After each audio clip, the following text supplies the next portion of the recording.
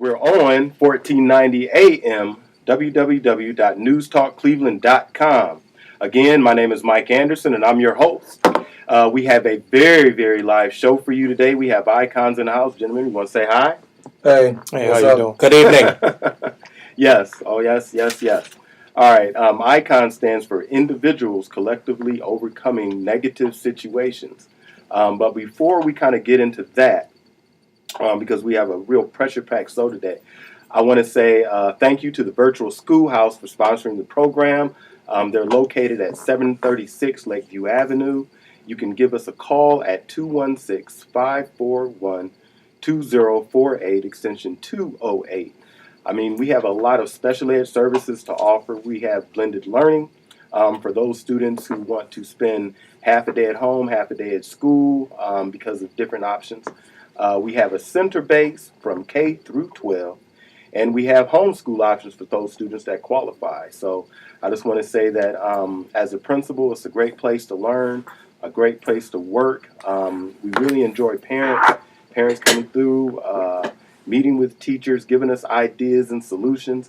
And again, if you want any kind of enrollment information, you can give us a call at 216-541-2048, extension 208. And again, my name is Mike Anderson. I am your host as well as the principal of the Virtual Schoolhouse. We also want to say thank you to Gap Communications and to Excel for helping us put on this presentation. I want to alert all parents. Once again, it's about real talk, real people, real solutions. The OGT and the OAA are coming up. So we want to make sure that parents are prepared for that, because these are important tests that actually gauge, where in the academic process your child is, and actually with the OGT, if in fact your child would be able to move on, graduate, and those types of things. So we know that those tests are very, very important. So the OGT is going to come up the second week in March. We want to make sure that parents, make sure you eat a good meal, make sure that you're studying, preparing for it, and definitely before the test, we want to make sure that you get a really, really good night's sleep and eat breakfast in the morning. Also, in April, we will have the OAA test. That's the Ohio Academic Achievement Test for all grades 3 through 8. And we want to make sure that students and parents are aware of that and prepared. Like I said earlier, we have a real pressure-packed show today. We have Mr. Jeff Crosby, Mr. Hank Davis, who is the executive director, and Mr. Maurice Marbury. They're all part of I.C.O.N.S, Individuals Collectively Overcoming Negative Situations. Our school is located in the Glenville area, and sometimes you have situations that are outside of your school that you really don't know about. Everyone in the neighborhood isn't a student, so you want to have protection against some of those vices that are in the neighborhood. And I.C.O.N.S do that for my school as well as some other schools, and they're going to talk to you a little bit about that. First, we have the executive director, Mr. Hank Davis, and he's going to that's my job. He's going to introduce his staff, and then we're going to get a little bit more into what I.C.O.N.S does, how they support Virtual Schoolhouse, and the entire Glenville community. Mr. Davis, how you doing today? I'm doing great. How about yourself tonight? I'm doing great. You want to introduce your staff? Yep. First of all, I am Mr. Hank Davis, Executive Director of I.C.O.N.S. I also have Jeff Crosby. Good evening. I'm a violence interrupter and outreach worker. Okay, I'm Maurice Marbury. I also do the same as far as counseling as well. All right. Mr. Davis, you want to tell us a little bit about how I.C.O.N.S started? I.C.O.N.S actually started many years ago. I was an individual that grew up on a negative, with a lot of negative things in my life. I grew up on St. Clair, 109th and St. Clair, around the St. Clair Superior area. I grew up in a violent atmosphere, watching the lack of role models in our community. As a result of that, I emulated what I saw. I started gang banging, selling drugs, and participating in negative things in our neighborhood. And as a result of those things, I was sent away as a young man, 18, 19 years old.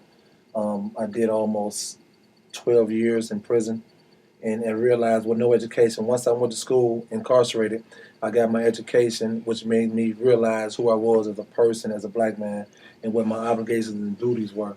So at the point of education, which I think is the key to everything, I realized that I had to come back once I was released. I had to come back into our community and try to help and correct some of the devastation and destruction that myself and the individuals that grew up with me were responsible for in our community.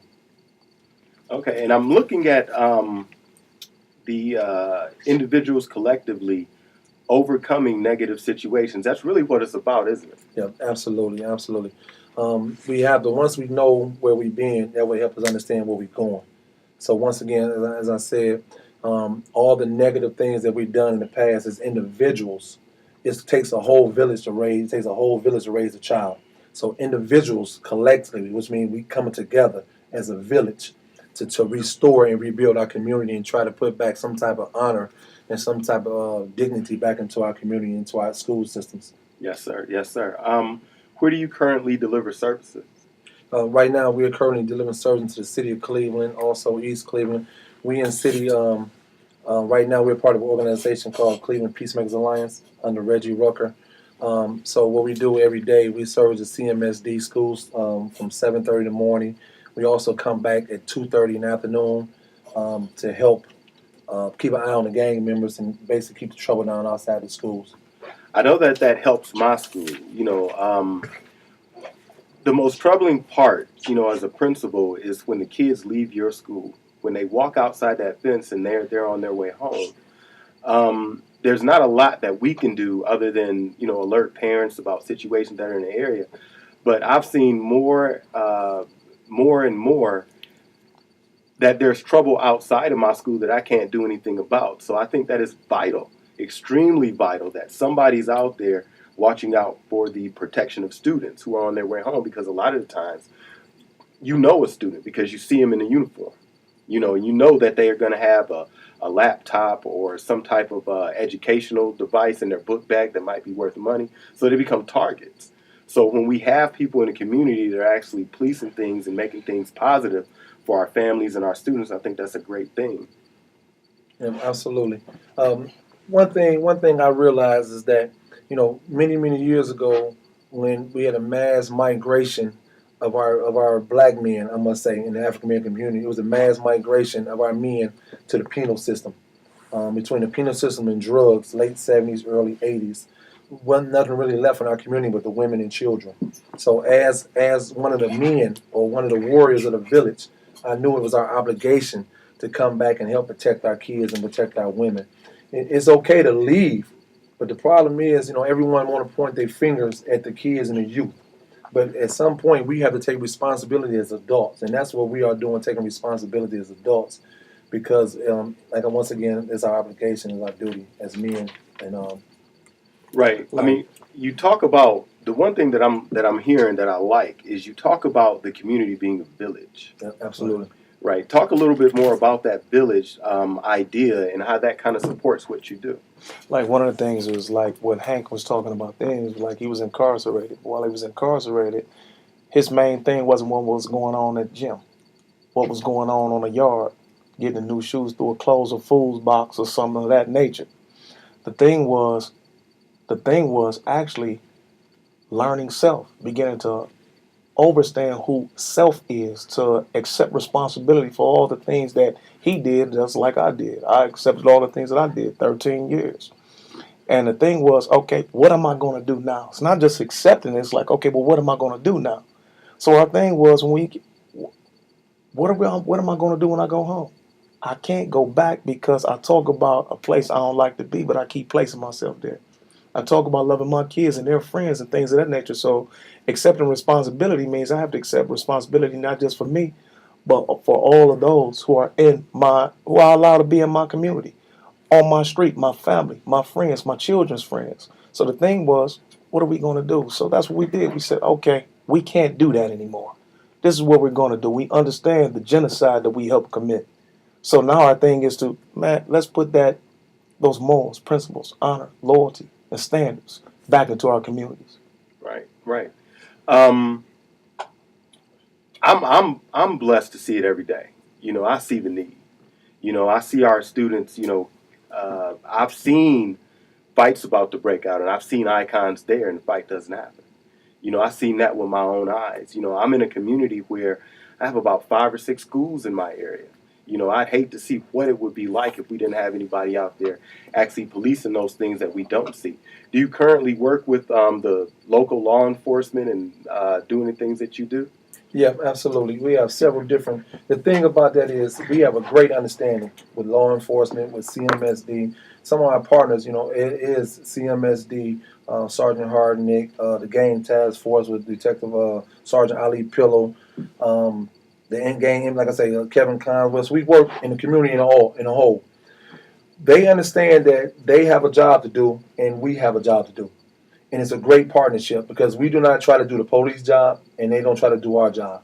And it works out good because the kids respect us for who we are and what we do.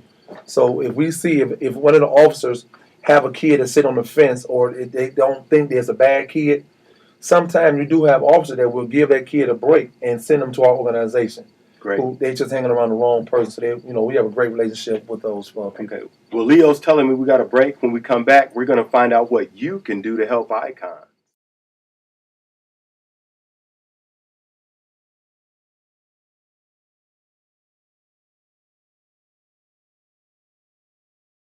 And we're back. Again, this is Mike Anderson. This is Let's Talk Radio, real people, real talk, real solutions. You can stream us live at www.newstalkcleveland.com. Again, you can stream us live at www.newstalkcleveland.com. Again, we're on each and every Tuesday, 6:30 to 7 o'clock, brought to you by Gap Communications, 2Excel, and the Virtual Schoolhouse. Again, my name is Mike Anderson, and I'm the principal of the Virtual Schoolhouse, and you can give us a call anytime for enrollment options, special ed services, blended learning services, homeschool options at 216-541-2048 at extension 208. Again, this is Let's Talk Radio, real people, real talk, real solutions. And today we have icons in the studio, and that's individuals collectively overcoming negative situations. It is a community group that actually helps students outside of the classroom and in the community. And at one point, we're going to definitely try to do some things in the school where we can kind of support our parents and our families. Before we left, we talked about some of the services that I.C.O.N. Produces for us in the community. Who are some of your partners that you're working with? I know that you're in the Glenville area, but who are some of the partners that you're currently working with and for? Actually, right now we are blessed to have some great partners. Some of our the greatest partners we have right now is our partnership for Safer Cleveland with Mike Walker, Metro Health Hospital. We have Cleveland Peacemakers Alliance under Reggie Rucker, Tanisha Watson. Also Glenville Rec Center, Elliot Lanier. That's where we have our office inside of there. Golden Cypress. We also have Gang Impact Unit under Ali Pillow, Councilman Conwell, Councilman Jeff Johnson, CMSD, and their officers, and Sergeant Hardnick. But I think one of my greatest partners I have out there in the community right now is my wife, Gwen Davis, and my 2 little partners, Jamir and Jarrell Davis. All right. You talked about an office in Glenville. Can you tell us a little bit more about that? Yeah, what we have in Glenville is what we call a community prevention center. We created that there because we knew there was a need inside the rec center to try to help these kids. Instead of just always arresting them and bringing the police into it, we wanted to be inside the rec center where we can do alternative suspension. We've been talking with the school about getting in there, possibly doing alternative suspension, after school programs, gang intervention, prevention. So we're doing some great things inside of there, all thanks to the city of Cleveland, Elliot Lanier. Mm-hmm. The virtual schoolhouse is is engaged in the Ohio improvement process. That's basically going inside of schools, looking at the curriculum, scope, and sequence, and trying to make it viable for students. And one of the parts in the Ohio improvement process is definitely working with community partners and mentoring youth and trying to make sure that we're doing all that we can to try to make sure that the educational experience for our youth is an outstanding one. We talked a little bit about I.C.O.N.S. What I really want to know, Jeff, if you can tell us a little bit about what's going on inside a virtual schoolhouse. We know that you've been working with us for about 2-3 years now. Can you kind of talk about a little bit more that's happening inside a virtual schoolhouse? Yes, we've established a level of trust with the youth inside virtual schoolhouse, so that helps us with our crisis intervention. We've been able to prevent some very bad situations within the schoolhouse. We also, at the same time, have been able to prevent negative situations outside of virtual schoolhouse. We do a lot of gang intervention. We communicate with them. Our intervention program was very impressive. We had a class there 2 days a week, and we brought in guest speakers and things of that sort. We've referred them to tutoring services, and we also want to do some things further in the organization within virtual schoolhouse because we can expand it to a different level. See, we have a level of trust in them, so we can take them to the next level with our job readiness programs and things of that sort. Okay, well, we've definitely talked at length about I.C.O.N.S, what I.C.O.N.S has done for the community and the community youth. I know it's valuable at our school. I know it's valuable at Glenville because I talked to their principal quite a bit, with their past principal quite a bit. But now let's talk a little bit about what the community can do to help assist I.C.O.N.S. I believe one of the most important things that the community can do for us is step up to the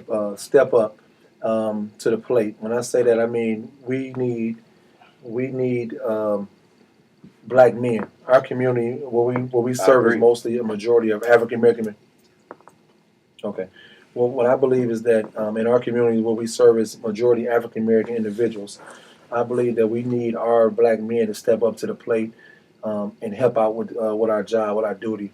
I see ourselves icons. When people ask me all the time, and I look at us as soldiers for God, for the Creator, whatever you might want to call them, Allah, Buddha, John.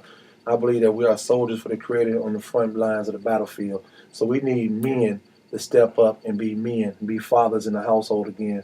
We need assistance. It's okay if you leave the community, but you at least have to come back to try to help, to give back. Don't just leave and look back and talk about everybody. You have to come back at some point. So we need men to come back and help us out here in this war that we in. And that is what we are. We're in a war.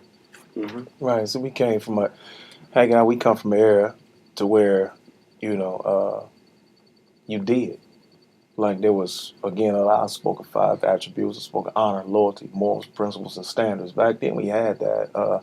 As a youth, we didn't disrespect our elders. Things of that nature. And that's what we're trying to bring back. And in order for us to do that, guess what we must do as men? Stop complaining about what we don't have. Stop saying the words they won't let us have. Guess what? Go get it. We're right now in the age of information. But still, very, very prevalent today is the saying, if you want to hide something from a black man, hide it in the book. Because we don't educate ourselves. So that's what I.C.O.N.S is about too. It's about the continuous situation of education. And not just book learning, but learning in, like I say, in life skills as we're doing in virtual. So the situation is, how do men treat women? How do women treat men? How do they communicate with one another? The thing is to communicate with one another. And that's what this is about. Education, not just in the books, but education in life. Yeah, and let me chime in. We have to get back to the basics, man. Back to teaching etiquette. Right. Basic respect. Respect of thyself, respect of community. And once we start getting back to the basics of what the home used to be about, then I believe we will start expanding that out into the community. Right, and that's one thing we was talking about when you were saying could the community do? The community, guess what? Remember that school is not to babysit your children. School is not the place to where they learn about everything in life. The education of life, for real, starts at home. And when you learn, when we send the kids to the school and they find out certain things, guess what? They're supposed to come back and be able to communicate with the parents about that. And that's what we're trying to get back. Parent participation. Exactly. We need that parent participation. And I think also, in not just the St. Clair area, but a lot of our communities, we have small corporate or small businesses in our community that's there making a great deal of money. We need to start requiring the people in our communities to give back to our community. Don't just take the money, come down in our neighborhoods, make money, and take it out of there. You need to be held responsible and start putting back and helping us rebuild our communities. We need to start having black businesses back in our community. So those are some of the things we can ask people in our community to step up to do. We also need to push our children to be overachievers when it comes to education. Exactly. That's a very big thing. We a lot of our parents are just complacent, and they'll tolerate them not doing everything they need to do. We need to make them overachievers and strive to be the best and compete academically. Like we were talking about earlier, we're in the age of technology, and we would let our children sit all day, watch PlayStation, Xbox, and play games. See, that's what we did. But back when we was coming up, we watched Little Rascals. We watched little things of that nature. But guess what? We went out and we saw what we was doing. We used our minds. Today, we don't do that. Our children don't. I used to go down the street and watch people play. The girls play jacks, jump rope, hide and seek, things of that nature. They use their mind. They built go-karts and bikes and things of that nature. Today, you can walk down the street and never see a kid outside because they're in the basement or in their room on Xbox and PlayStation.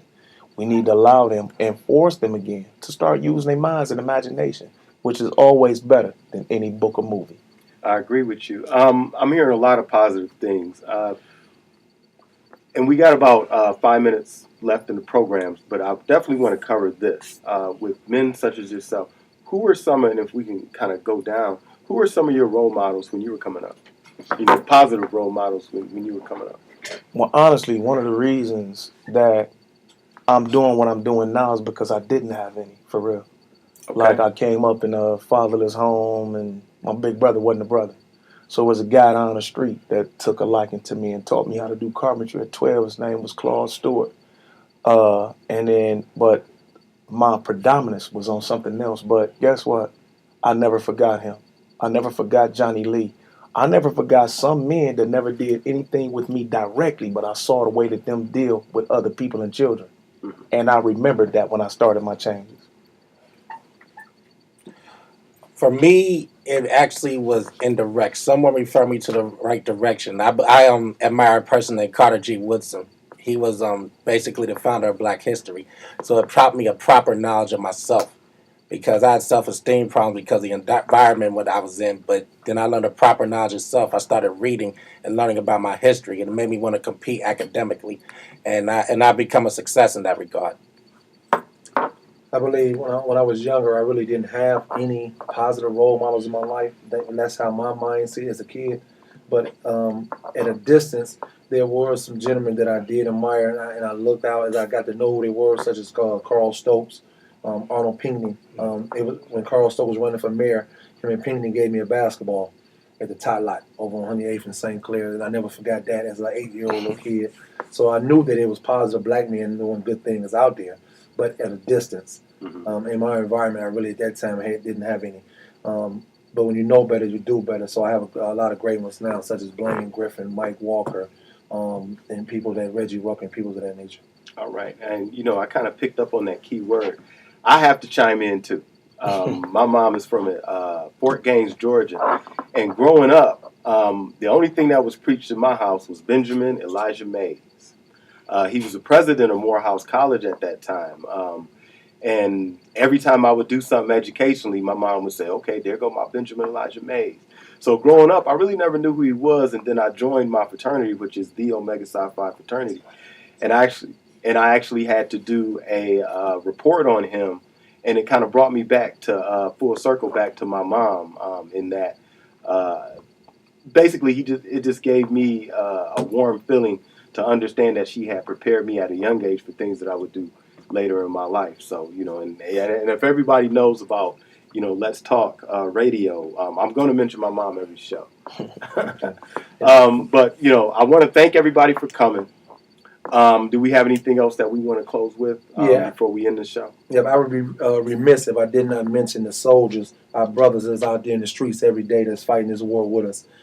Carlos Williams, Ike Jackson, Jahar Shakur, Jerome, Sandra Fruits, Brandy, all our brothers and sisters that's out there Yes, on a sir. daily basis. Okay, again, Armando. this is Let's Jamaica. Talk Radio. Ramondo. Real talk, real people, real solutions, and I think that we had a lot of real talk, a lot of real people, and a lot of real solutions today. Hopefully, we can do this again. We're on each and every Tuesday, 6:30 to 7 o'clock. Brought to you by the Virtual Schoolhouse, Gap Communications, and to Excel. This is www.newstalkcleveland.com, 1490 AM. We'll see you next Tuesday, same time, same place, same understanding, same real talk, same real solutions, same real people.